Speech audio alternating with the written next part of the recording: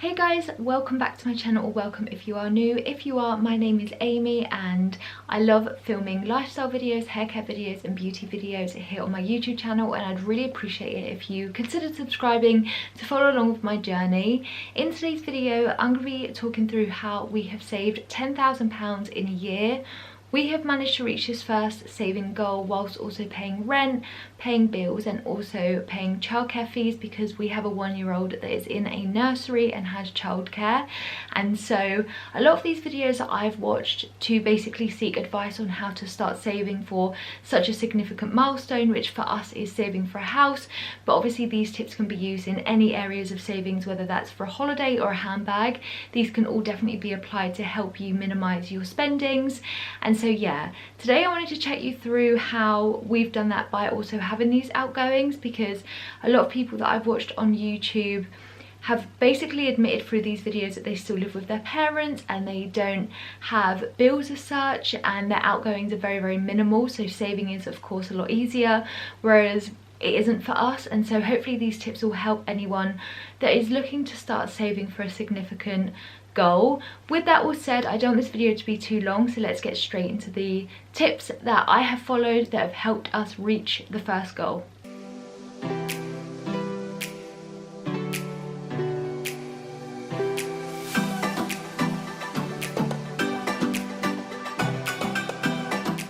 So before I start chatting through these top tips, I just wanted you guys to know that I am of course very mindful that for a lot of people this year has been really tough financially, and I'm speaking from a real place of privilege here, where both Rich and I have been completely fine in terms of job security this year.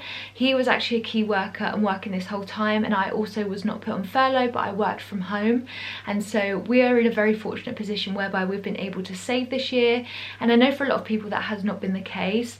However, I hope that this video is still educational for people that are still looking to start saving, because saving where we can is really important, just so that even if we have money put aside for a rainy day or a situation like this year, whereby having money in the reserve is really important if we can have it. So I am really mindful of that. Thankfully we weren't affected, but I know so many people personally that were, and my heart genuinely goes out to you, because it's such a hard situation and there seems to be no end date and it's really tough.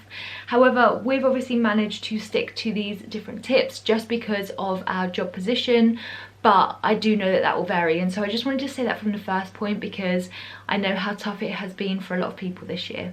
So the first point that has helped us reach a significant goal, and the biggest way in which we have been able to do so, is that Rich, in the job that he's in short, he basically works at a factory whereby they manufacture a lot of medical supplies, which of course this year has seen a huge increase in demand, which in short we are very lucky for that, because it meant that his job was needed more now than ever before.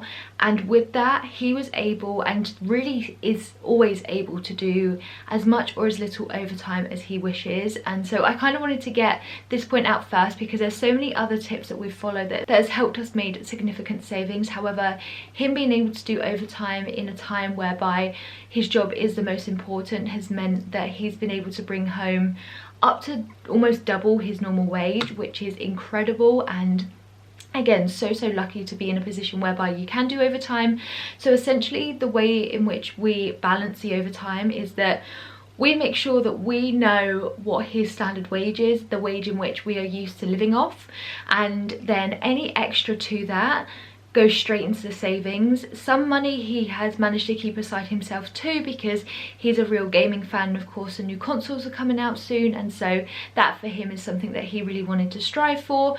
But the majority of his overtime allowance and pay that he received was able to go into savings, which is amazing and has definitely helped us really save a lot of money. Like I said, there are so many other things we've done to help that increase. So even if overtime isn't available to you, if it is, definitely try and take it, because of course the biggest way in which you can help saving is increase your income The biggest way that you can help increase your savings is increasing your wage. So whether that's looking for a job position that pays more, or whether that's looking for getting more money within the job position you're in, whether that's overtime or seeing if you can get promoted in any way. But yeah, so basically we worked on the wage that we're used to living on, and any extra we put into savings account, which has been really, really helpful.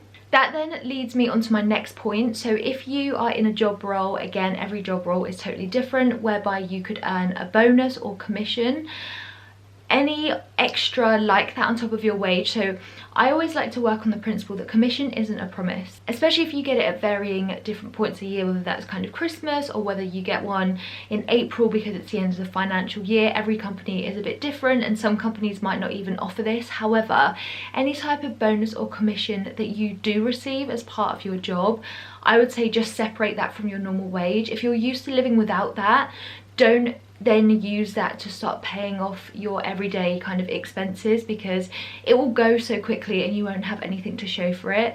So what we do if ever we receive a bonus or commission is take that money out of our wage and put that straight into a savings account and just basically pretend it didn't exist. And that's just any extra money that we've accumulated on top of our normal wage, which is of course a really, really great way to save because it's not affected your standard wage. So that is a great way to basically divide your wage packet up. And if you're used to not having it, or it doesn't come in every single month as a regular income, then just separate it, because then that way you're able to put that in the savings account, and it could be a lump sum. Even if it's a really small amount, it's obviously one step closer, but definitely see that as a divide and don't get used to spending it, because it can go so quickly and it could also go at any point. So if you then have what you did earn in the savings account, that's just extra. And if you are able to accumulate that over a couple of months, say, then that will be really, really helpful. The same also applies if you have like a side job. For example, I know a lot of people that, for example, do YouTube and make a decent amount off of that. Then if you're used to not living off that wage, then saving that is again a very smart move to do. And it could kind of go alongside any kind of side hustle that you might have. Just any extra money that you earn, even if it's a really small amount, put it to a side and let it accumulate up, because it will definitely help. So another change that I have made personally, again, this goes along the same lines of the best way to increase your savings is to increase your income. And I have now switched from working 4 days a week to 5 days a week. This was kind of a tough decision because I took the extra day off to feel a little bit more balanced with being a mum and also being a working mum. And finding that balance is really, really difficult. But for me, again, I think because of the year that we've had and the uncertainty, and how I know so many people close to me that have lost their jobs and in a really dark place because of that, I was given the opportunity to come back that extra day if I wanted to, and I just felt like it was the right time. I always feel like the universe gives you opportunities at the perfect time, and this for me just felt just the best time. We were able to put Heidi into a nursery, which is going to really help her development, even though it kind of affects our outgoings a lot more because nurseries are by no means cheap. It really helps us to balance out, and I kind of chatted through that in a life update recently, that by having that opportunity to go back that final day and resume my full-time working week just means that we can increase my wage a little bit, which is something that again is extra that we're used to not living with, and it just kind of made sense. And so that's something else that I've done. It's really tough because I know not a lot of people are able to be in this position whereby they might have to take less hours because of childcare issues, and it's so tough, and I really, really know that. I'm really fortunate that we live near family and that we have found a really great nursery as well, and so for me it just kind of fell in place perfectly. But if you're able to increase your hours, again, I know the timing might be really, really poor, but if there is ever an opportunity to increase your hours and you're really on a saving mission, then it's definitely worth considering, because the extra wage that I get, again, can be put into a savings account because we're used to not having it every month, and it's just that little bit extra that will help. Now, the next point is probably something that you've seen if you follow me on Twitter or Instagram, but I have started selling a lot of my unwanted makeup and beauty products on Depop. And as a little plug, it's always linked in my description bar if you ever want to check out what I have for sale. However, the whole point of incorporating this into this video is that if you have unwanted items that you can sell, whether that's on Depop or on eBay, definitely do so. I actually cannot believe that I have made almost £250 just by selling makeup products and beauty products that I have accumulated over years and years and years, and some things I haven't even used, which is terrible. And I know that comes from somewhere whereby I have developed a lot of makeup products because of the hobby that I have, which is YouTube. I used to blog quite a lot, and I kind of was in that beauty YouTube blogger sphere, I suppose, for a couple of years, and so I've been very fortunate to accumulate the collection that I have. But when I did my declutter series a couple of months ago, it just really brought attention to me how many products I had and how many products I just don't need for one face.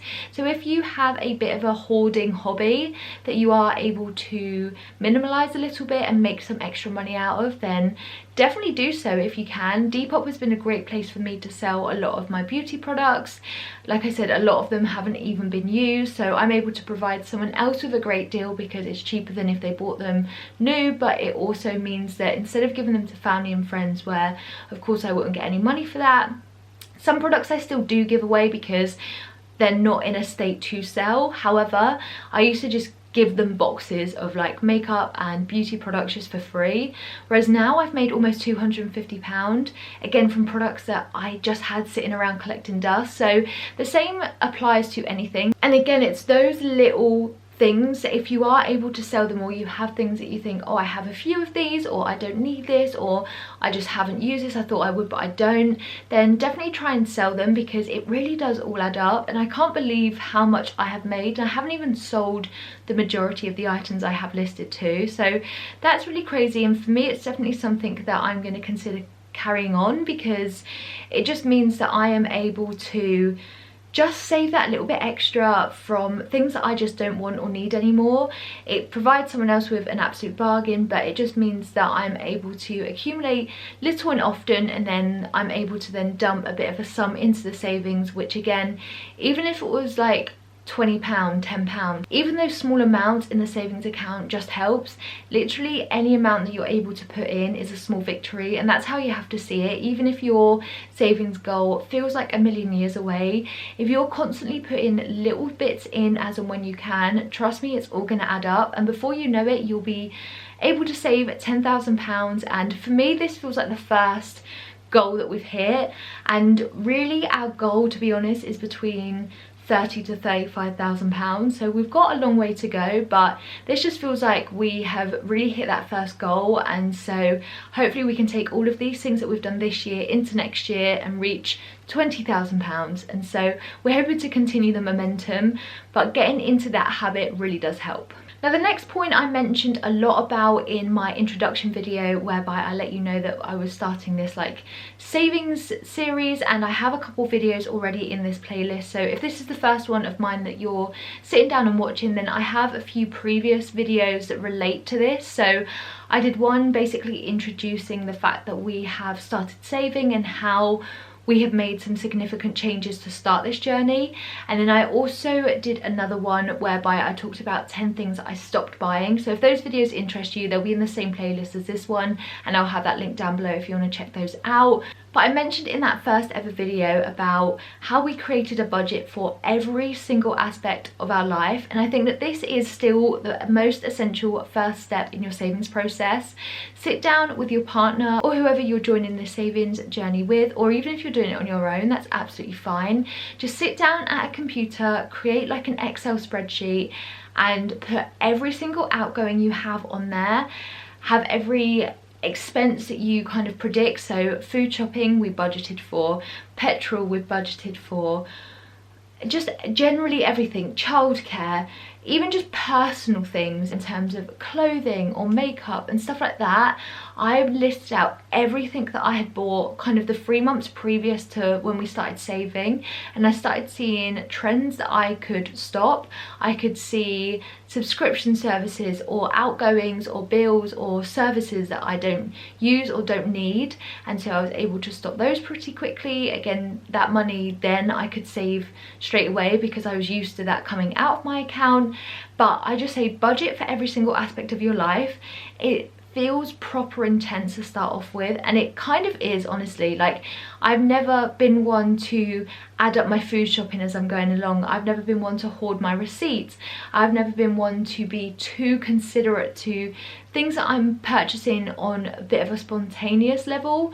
However, now I am, and I genuinely feel like it's changed my life in terms of being able to save and just being so much more mindful about money. I definitely, now looking back, realised that I was just never that careful with money, and this has helped me completely change the way I think about money. And I know that this is going to have a long-term effect too. So even once we reach our savings goal, I know that I'm always going to have this degree of accountability with my spending, and that is the first thing you need to do, and that is something you need to continue to do throughout this whole savings journey. Every time you buy something, every time you go food shopping, you need to then put that spend into your budget, colour track things, see how you're going every month. Even if you think, I don't know how much I'm going to spend on food, set yourself a low budget and see if you can stick with that. And it's just getting used to basically living within a budget. So important, and I talk a little bit more about how we do that in that first video, so I'll leave that linked above if you do want to kind of get a bit more advice on getting started. But for me, that has been such a crucial thing that we have done, and it's been a godsend, and it means that we are able to save so much more because we just don't spend anything. I think because if we did, we then had to make a note of it, and it just makes you stop buying ridiculous things. So yeah, create a budget, stick to it, and it will help you so much. Now the next thing is kind of a little bit depressing, but there we go. It's not buying each other gifts and also scaling back gifts for other people. So I'll talk about us as a couple first. So for example, my birthday was last month, and I said to Rich, I don't want anything. Like, do not buy me anything. All I want to do is go for a family day out with our little one, and that for me is all that mattered. And I made sure he stuck to that. In the past, Rich and I have always just been a bit spendy when it comes to birthdays. We love treating each other, and I just know from my point of view, buying him birthday presents, I just love doing it. I love picking it out. It's such a nice experience, and I always found that it was a nice gesture just to show how much I appreciate him. But now I know I can show that in very different ways, and also again just saying to him, instead of this, I put X amount into the savings account. So what I would do, and I know this is something he did for my birthday just gone, and his birthday is the end of November, is the amount that we would ordinarily spend on each other for our birthdays, we took that out of our accounts and we moved that into savings. So again, you're not just saying, oh, I won't get you anything, but then not doing anything with that money. I would still treat it like I got him something, but that money just went into the savings account.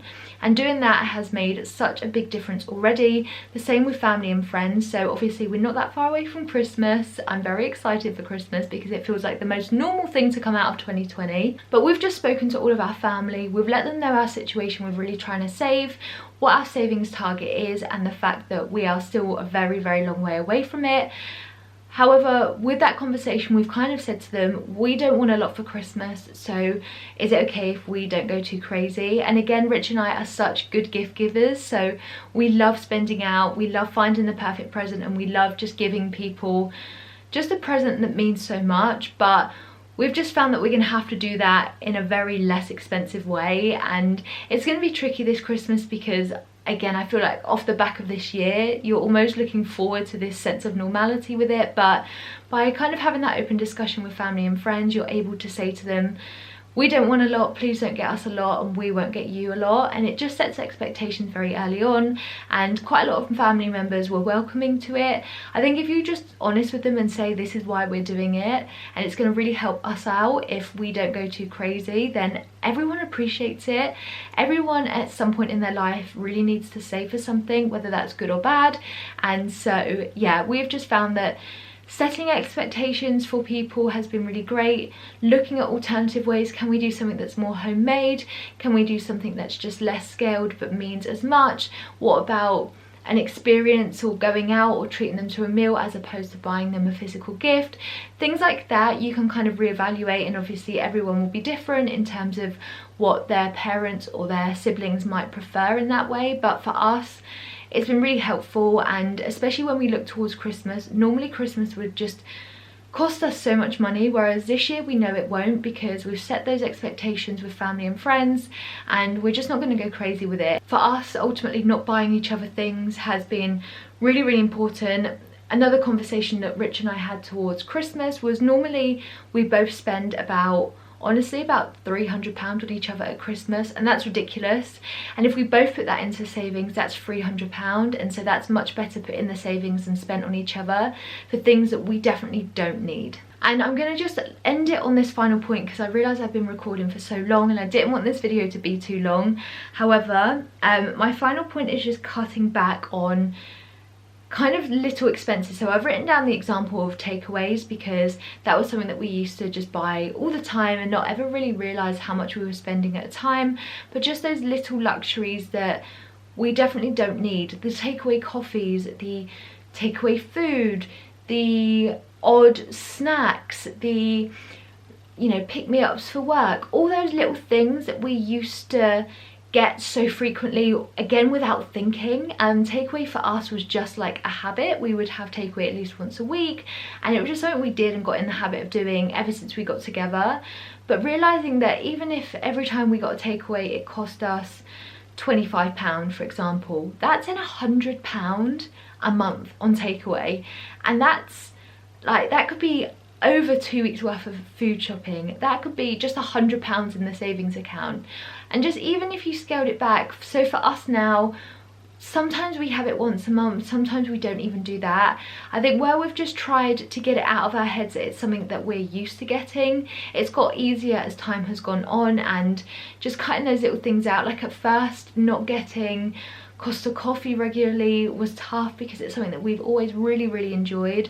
But I think you enjoy it so much because you almost get it in your head that we're going to get a takeaway tonight, and then you fixate on it, then you think about it, and it's that whole experience that even once you have the takeaway, it's like the anticipation is better than the actual thing sometimes, unless you're talking about Chinese, I think. But generally, you know, you can very easily cut it out if you don't think about it, and that's something that we've done, and again has seen us just save so much more money, because where we used to spend certain things, we would just again put that in the savings account, and we found that after the end of the month, with everything coming out in terms of our rent and our bills, our childcare costs, and then everything else we budgeted for, we still then have money left over at the end of every month.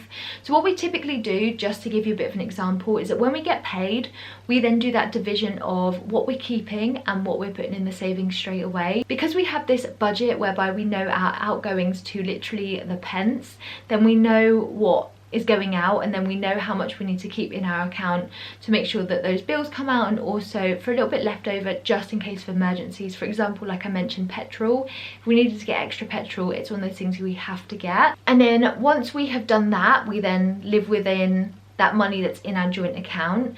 Then come the end of the month, if we've kept a little bit extra in that joint account that we haven't then touched, we'll move that back over to the savings before we then get paid again. So hopefully there's 2 different points in the month that we're able to put money from our accounts into the savings account. And for us, having a joint account and a joint savings account, it's really transparent, where we can both see that money, and again, neither one of us are really sticking to it and the other one's not. Being a team on this has been really, really important, and it's just something that has changed our life. Don't get me wrong, it's been frustrating at times, whereby, you know, you constantly feel like in a way you're compromising because everything you're doing is geared up towards this savings process, but hitting this goal makes you realize that it's so possible. And I keep mentioning it, but those little things make such a big difference. And yeah, so I probably have so many other tips I could talk about in another video. So if you want another video on how I encourage people to save a little bit more, then let me know down below. If you have any questions, also do let me know.